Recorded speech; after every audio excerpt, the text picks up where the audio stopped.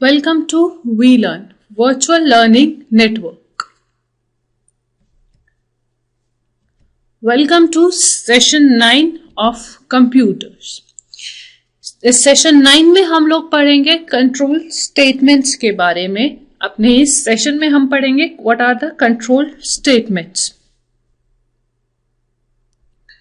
Topics to be covered. इस session में हम लोग क्या क्या पढ़ेंगे. First, differentiate between a statement and a compound statement. हम लोग डिफरेंस फाइंड आउट करेंगे. एक स्टेटमेंट क्या होती है और एक कंपाउंड स्टेटमेंट हमारी क्या होती है.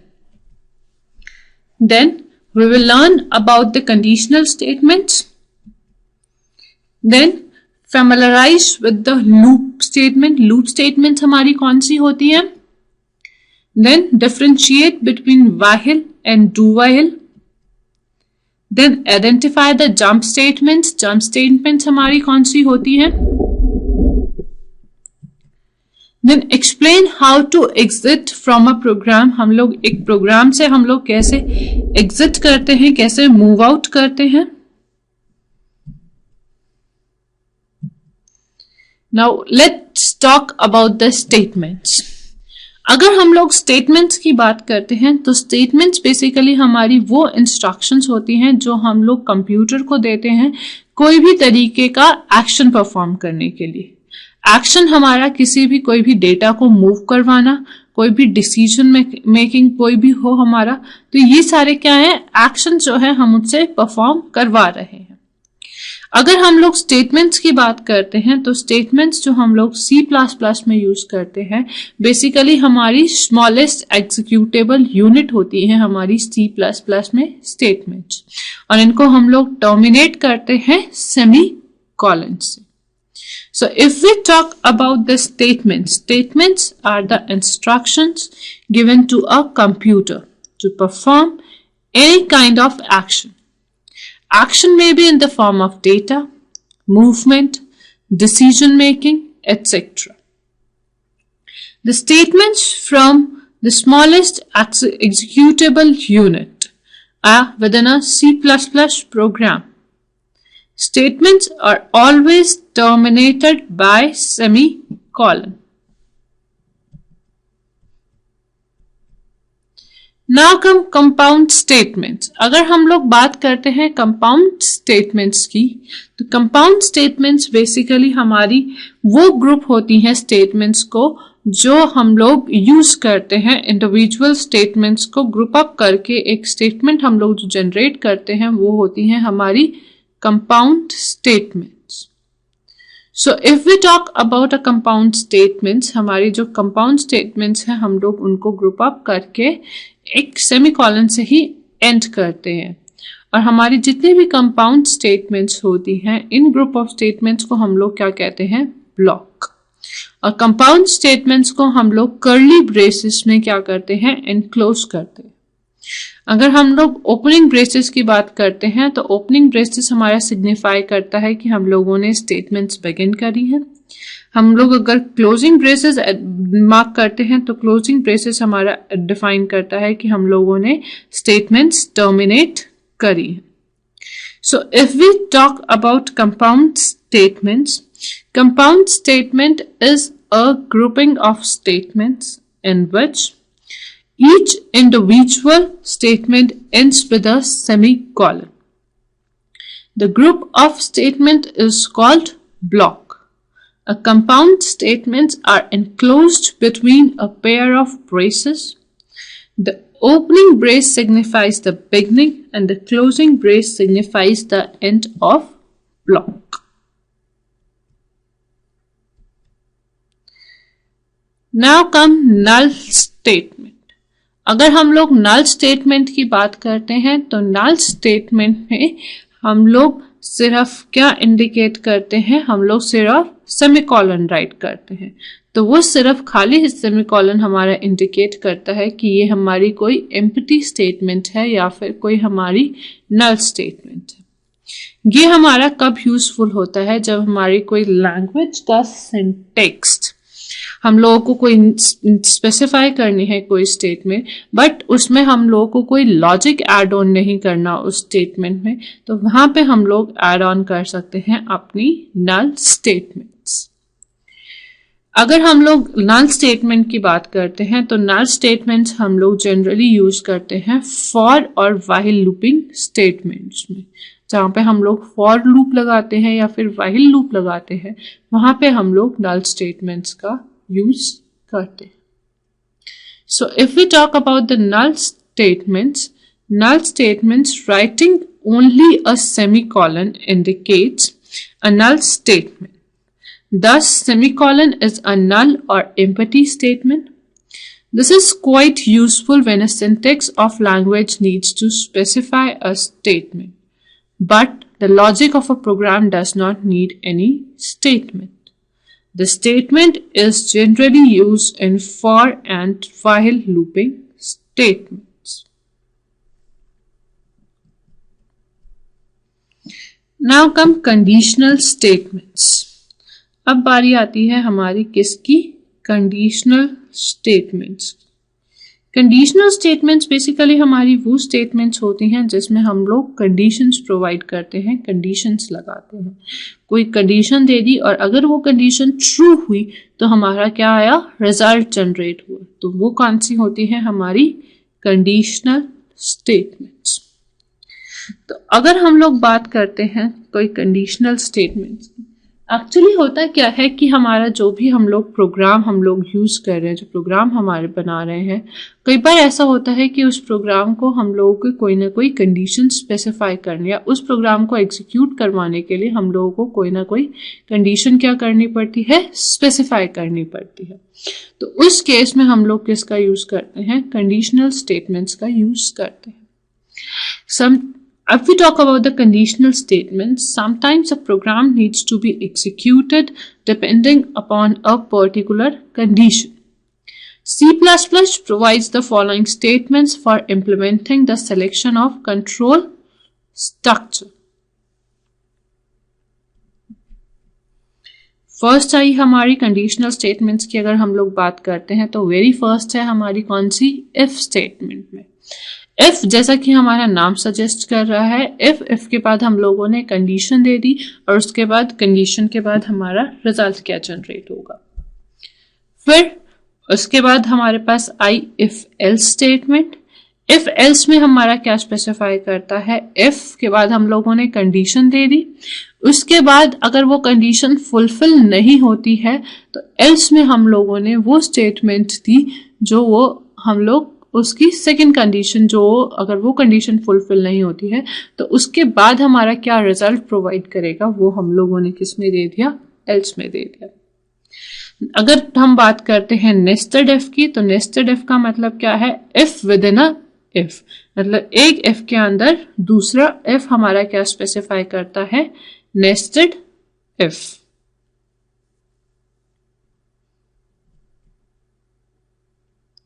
Then comes switch statement. Switch statement में हम लोग बेसिकली क्या करते हैं? स्विच केस यूज करते हैं। स्विच फिर कंडीशन देते हैं, उसको ब्रेक करवाते हैं, then switch, then we will हम लोग सेकंड कंडीशन प्रोवाइड करते हैं, फिर उसमें ब्रेक करवाते हैं। तो वो कौन सी होती है? हमारी स्विच स्टेटमेंट्स की। एक कंडीशन के बाद एक कंडीशन के बाद हम लोग यूज करते रहते हैं, तो वो कौन सी है? हमारी switch statements. So let's talk about if statement. सबसे पहले हम लोग बात करते हैं इफ स्टेटमेंट के बारे में। अगर हम लोग सिंटेक्स की बात करते हैं, हमारा इफ हम लोग कैसे लिखेंगे, एक इफ का हम लोग कैसे सिंटेक्स जनरेट करेंगे, तो इफ स्टेटमेंट का बेसिकली हमारा सिंटेक्स जो होता है वो होता है if condition, then curly braces open, statement. हम लोग के अगर कंडीशन ट्रू होती है तो हमारा रिजल्ट क्या आएगा? Curly braces close. अगर हम लोग बात करते हैं इस सिंटेक्स से हमें क्लियर है, अगर हमें इफ कंडीशन हमारी ट्रू है तो हमारी क्या आएगी? स्टेटमेंट 1 क्या हो जाएगी? एग्जीक्यूट हो जाएगी। उसके अकॉर्डिंगली हमारे पास क्या आ जाएगा? रिजल्ट हो जाएगा। अगर वो कंडीशन हमारे पास फॉल्स हो जाती है तो हम लोग क्या करते हैं? उस स्टेटमेंट को स्किप कर देते हैं। तो अगर हम लोग स्टेटमेंट 1 की बात करते हैं या स्टेटमेंट की बात करते हैं, तो स्टेटमेंट 1 हमारी सिंगल स्टेटमेंट भी हो सकती है और या कंपाउंड स्टेटमेंट भी हमारी हो सकती है। तो if we talk about if statement या इफ कंडीशनल स्टेटमेंट, तो बेसिकली क्या होता है, इफ में हम लोग एक कंडीशन प्रोवाइड करेंगे, कंडीशन के बाद उसके अकॉर्डिंगली हमारा रिजल्ट क्या आएगा वो हम लोग किस में प्रोवाइड करेंगे, स्टेटमेंट्स में प्रोवाइड करेंगे।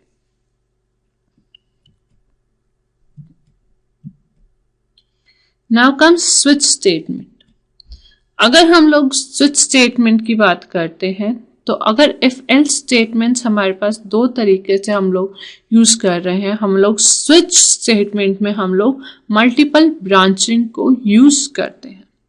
अगर हम लोग सिंटेक्स की बात करते हैं स्विच स्टेटमेंट की, तो स्विच स्टेटमेंट का सिंटेक्स हमारा होता है स्विच वेरिएबल या expression, curly braces open, case constant statement 1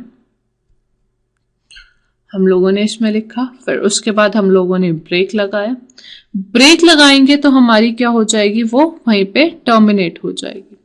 फिर उसके बाद केस कांस्टेंट 2 स्टेटमेंट 2 हम लोग उसको प्रोवाइड करेंगे। देन फिर हम लोगों ने इसमें ब्रेक लगाया। फिर डिफॉल्ट स्टेटमेंट 3। तो केस कांस्टेंट 1 और केस कांस्टेंट 2 में हम लोगों ने क्या प्रोवाइड करा, उसे कंडीशन प्रोवाइड करी। और स्टेटमेंट 1 और स्टेटमेंट 2 में हम लोगों ने उसको प्रोवाइड करी। अगर वो कंडीशन ट्रू हो जाती है तो हमारा रिजल्ट क्या आएगा वो हम लोगों ने उसमें प्रोवाइड करा। अगर वो दोनों ही कंडीशन हमारी ट्रू नहीं होती है तो हमारा जो डिफॉल्ट वाली स्टेटमेंट 3 है वो हमारे पास किस में आएगी, हमारे आउटपुट में आएगी। तो अगर हम लोग स्विच स्टेटमेंट की बात करते हैं, the execution off switch statement begins with the evolution and expression. If the values of expression matches with the constant, then the statement following the statement executes. Sequentially till it executes the break statement transfers the control to the end of the switch statement. If the value of expression does not match with any constant, the statement with the default is executed. अगर हमारी statement कभी किसी के साथ match नहीं करती तो जो डिफॉल्ट में हम लोगों ने स्टेटमेंट ली है वो क्या हो जाएगी, हमारी एग्जीक्यूट हो जाएगी। उसके बाद आता है हमारे पास लूप कंस्ट्रक्शन। अगर हम लोग लूप्स की बात करते हैं तो लूप्स बेसिकली हमारा डिफाइन करते हैं रिपीटेटिव कंट्रोल स्ट्रक्चर्स। कई बार क्या होता है कि हम लोगों को एक ही स्टेटमेंट को n नंबर ऑफ टाइम्स तक क्या करना पड़ता है, एग्जीक्यूट करवाना पड़ता है। उसके हम लोग वेरिएबल्स की जो वैल्यू है वो क्या कर रहे हैं, चेंज कर रहे हैं। तो उस केस में हम लोग किसका यूज करते हैं, स्विच स्टेटमेंट्स का यूज लूप स्टेटमेंट्स का हम लोग क्या करते हैं, यूज करते हैं। So if we talk about loop constructions, loop statements, it is also called a repetitive control structure. Sometimes we require a set of statements to execute a number of times by changing the value of one or more variables each time to obtain the different results. This type of program execution is called looping. C++ provides the following construct. तो हम लोगों को जो repetitively code run करवाना है या statements run करवानी है उसके लिए हम लोग क्या बनाएंगे, लूप स्टेटमेंट्स या लूपिंग हम लोग जनरेट करेंगे। सो फर्स्ट आता है हमारे पास while loop, then do while loop, then for loop. If we talk about while loop का हमारा बेसिकली सिंटेक्स क्या होता है, हम while एज अ कीवर्ड लिखेंगे, फिर उसके बाद उसकी कंडीशन, फिर कर्ली ब्रेसेस ओपन, देन हम लोग उसमें स्टेटमेंट लिखेंगे, स्टेटमेंट के बाद कर्ली ब्रेसेस क्लोज। अगर हम लोग while के सिंटेक्स की बात करते हैं तो सबसे पहले हम लोग क्या करेंगे, while कीवर्ड लिखेंगे, उसके बाद उसको कंडीशन प्रोवाइड करेंगे, फिर उसके बाद उसको स्टेटमेंट्स प्रोवाइड करेंगे। अगर हम लोग फाइल कंडीशन की बात करते हैं, वाइल लूप स्टेटमेंट की बात करते हैं, तो फर्स्ट हम लोगों ने कंडीशन इवैल्यूएट करी। जब हमने कंडीशन इवैल्यूएट करी और वो कंडीशन हमारी ट्रू हुई, तो हम लोगों ने क्या करा, लूप बॉडी हम लोगों ने क्या करवा दी, उसमें एग्जीक्यूट करवा दी, और जो हमारी कंडीशन क्या हुई वो दोबारा से रीइवैल्यूएट हुई। दोबारा से हम लोगों ने जो भी उसकी जो स्टेटमेंट्स हैं वो दोबारा से क्या करवाई, एग्जीक्यूट करवा दी।